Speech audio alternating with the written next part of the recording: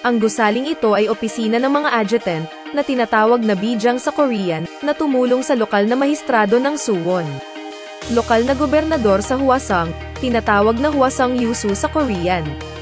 Nagkaroon ng ilang opisyal ng kawani. Ang orihinal na ibig sabihin ng bijang ay isang staff officer na noong panahong iyon ay nagtrabaho para sa gobernador, tinatawag na kwanchal sa Korean.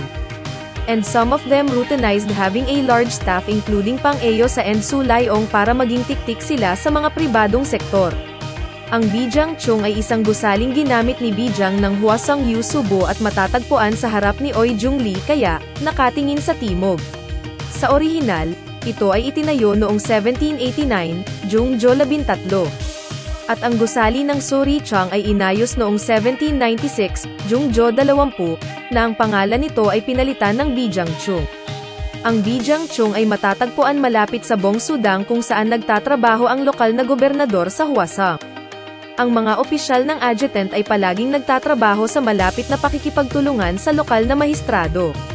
At gumawa sila ng malaking kontribusyon sa pagtatayo ng Suwon Hwasong Fortress at ang piging sa kaarawan na ginanap para sa ina ni King Jungjo noong 1795. King Jungjo ng Joseon Dynasty sa Korea nagdisenyo at nagtayo ng Hwasong Hanggang Palace sa Suwon City para sa reformatibong politika. Sa Hwasong Hanggang Palace maraming gusali ang naitayo para sa paghahanda ang ligtas na pansamantalang tirahan ni Haring Jungjo at mahusay na pamamahala ang bagong itinayong Suwon Hwasong Fortress. Bijang Chung ay isa sa gayong mga gusali. Ang Bijang Chung ay isang gusali kung saan nagtatrabaho ang mga sekretarya na tumutulong sa pinuno ng nayon.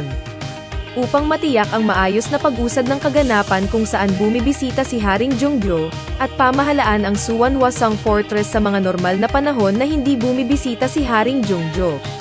Maraming opisyal ng gobyerno ang kailangan. Sa pamamagitan ng pagbuo ng isang espasyo kung saan sila nagtatrabaho, tinawag itong Bijang Chung. Haring Jungjo binalak na magtayo ng maraming gusali para sa mga opisyal ng gobyerno.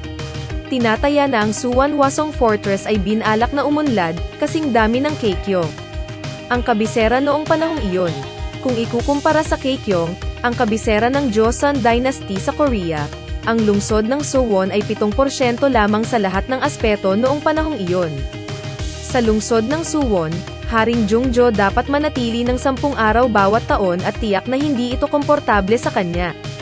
Dapat manatili si Haring Jungjo ng 10 araw bawat taon para makapunta sa puntod ng aking ama, Crown Prince Sadu.